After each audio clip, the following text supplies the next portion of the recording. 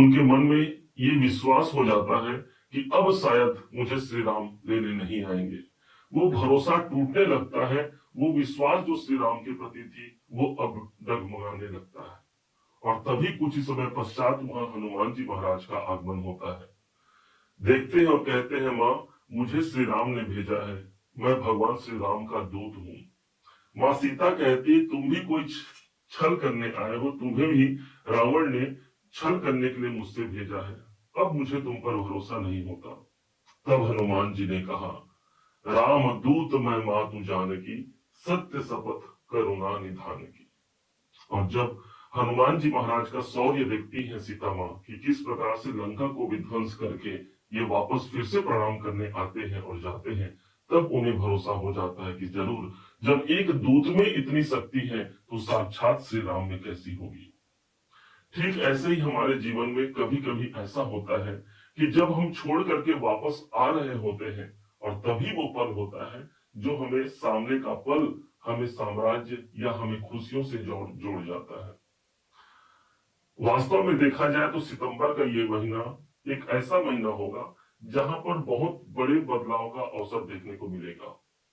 एक तरफ एक ही नहीं बल्कि 7 ऐसे मोहरे हमको प्राप्त होने जा रहे हैं जिनके असली और वास्तविक खेल इसी सितंबर के महीने से प्रारंभ होगा। सबसे पहले 3 जो मोहरे हैं अर्थात जो 3 ग्रह हैं वो इस चार्ट में विद्यमान है, और जो 4 मोहरे होंगे जिनका प्रभाव हमको इसी महीने देखने को मिल जाएगा वो यहाँ पर आपके सामने उपस्थित है। सूर्य, मंगल, बुध और शुक्राचार्य जी। सबसे पहले हम इन्हीं मोहरे को समझते हैं कि इनके द्वारा हमको क्या विशेष फल की प्राप्ति होनी है और क्या वास्तविक खेल अब प्रारंभ होने जा रहा है इस सितंबर के महीने में। सबसे पहला जो वरदान या यूं कहें कि एक पॉजिटिविटी जो जिस ग्रह के पास विद्यमान होगी और वो है सूर्य। 16 सितंबर का डेट आता है और सूर्य देव ठीक अपने स्वयं के घर को छोड़ करके अपने परम मित्र बुध के घर पर प्रवेश करते हैं। आप ऐसा जानिए कि अभी तक ये अपने घर पर थे सूर्य देव, है तो हमारे पास राजा महाराजा वाला वो महल प्राप्त है, जीवन की सभी खुशियां हमको प्राप्त है, लेकिन वो खुशी किस काम की जहां पर हमको स्वतंत्रता न मिले। और शायद ऐसी ही स्थिति यहाँ पर केतु के संग सूर्य देव मौजूद थे जिसके कारण से सूर्य ग्रहण नाम का योग बना। अब कम से कम 16 तारीख का वो डेट आता है और सूर्य देव 5वें घर को छोड़कर के 6ठे भाव पर मित्र के साथ प्रवेश कर जाते हैं। रोग, ऋण और शत्रुओं, इन तीनों से हमको मुक्ति मिलती है। कोई स्वास्थ्य में बाधा चल रही है तो सूर्य जहां पर जाते हैं वहां पर प्रकाश जाता है। जहां हमारे शत्रु अधिक बने हुए हैं, बारंबार हमारे कार्य पर अवरोध उत्पन्न कर रहे हैं, उन शत्रुओं का खात्मा एक सूर्य की रोशनी ही कर सकती है, क्योंकि जीवन में जितने भी तिमिर अंधकार है, सूर्य की रोशनी जहां पड़ती वो स्थान एक उजाले में परिणित हो जाता है। और शायद ऐसी ही कुछ परिस्थिति हमको मिलने जा रही है 6ठे भाव में, अर्थात एक नई जागरूकता हमको प्राप्त होने जा रही है। दूसरे मोहरे के रूप में काम करेंगे स्वयं सेनापति मंगल। एक तरफ मेष राशि के स्वयं राशि के स्वामी ही 6ठे भाव पर फंसे हुए हैं और ऊपर से ये अपने परम शत्रु बुध की राशि पर है।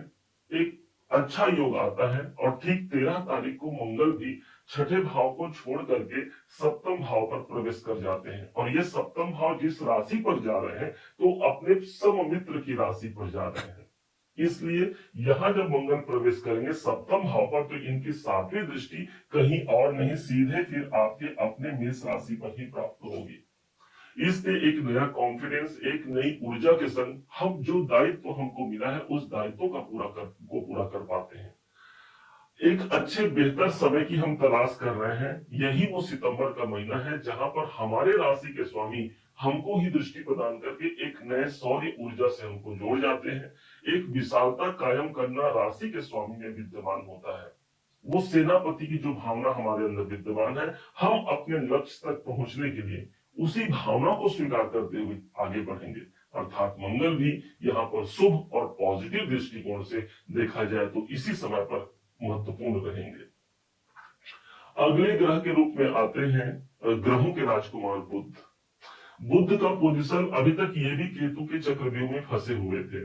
जिसके कारण से हमको मानसिक अशांति, क्योंकि बुध हमारी बुद्धि है, बुध हमारा बिजनेस है और बुध हमारी वाणी है। अब यही केतु के चक्रव्यूह में फंसने के कारण वो मानसिक अशांति, वो बौद्धिक स्तर में कुछ कमी या वो फोकस न बन पाना शायद बुध का एक प्रभाव हो सकता था। अच्छी बात यह है कि 16 तारीख को ही ये बुध भी ठीक एक घर आगे प्रवेश करते हैं और ये भी वहीं आ जाते हैं जहां पर ऑलरेडी पहले से सूर्य भगवान विद्यमान है। सूर्य और बुध का एक कॉम्बिनेशन बनता है जिसे हम बुध आदित्य योग कहेंगे।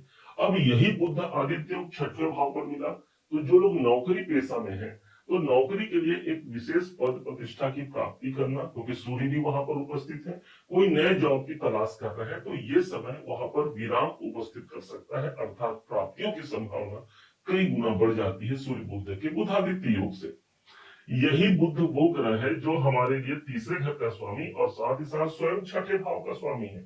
मतलब हमारे मेहनत, जो हमारे मेहनत भाव है, जो हमारे नौकरी का भाव है, उसका मालिक उसी के भाव पर, और ऊपर से मंगल सप्तम भाव पर है। तो जो लोग बिजनेस कर रहे हैं, व्यापार कर रहे हैं, वहां पर उनको ऊर्जा मिल गई, वो अपने कार्य क्षेत्र पर आगे बढ़ेंगे। तो देखा जाए तो नौकरी और व्यापारिक दोनों गतिविधियों के लिए ये सितंबर का महीना एक पॉजिटिव महीना निकलकर सामने आएगा। अब एक ग्रह और है इस पंक्ति में और वो है शुक्राचार्य जी, शुक्रदेव।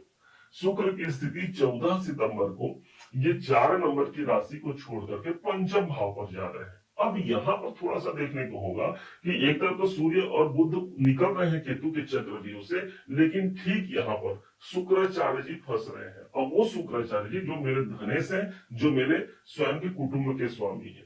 इसलिए इस महीने कुटुंब में खास करके 14 तारीख के बाद का जो समय रहेगा, कुटुंब में किसी मानसिक अशांति, कोई आर्गुमेंट से हमको बचना चाहिए। द्वितीय भाव का स्वामी स्वयं केतु के संग रहेगा, इसलिए अनायास कहीं पर धन व्यय नहीं करना चाहिए।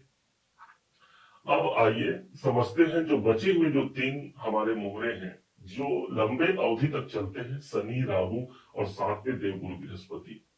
शनि मेष राशि के लिए 7.5 का स्वरूप लेकर के आया, परंतु अभी शनिदेव वक्री चल रहे हैं और वक्री अवस्था पर होने के कारण उनका प्रभाव एक घर पीछे का भी प्राप्त हो रहा है।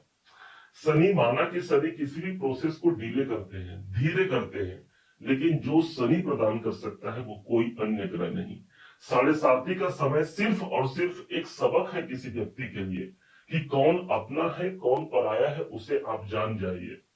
7.5 का समय 12वें घर पर मिला है, अर्थात मेरे पीछे ये मेष राशि हो गई और इसके पीछे शनिदेव है।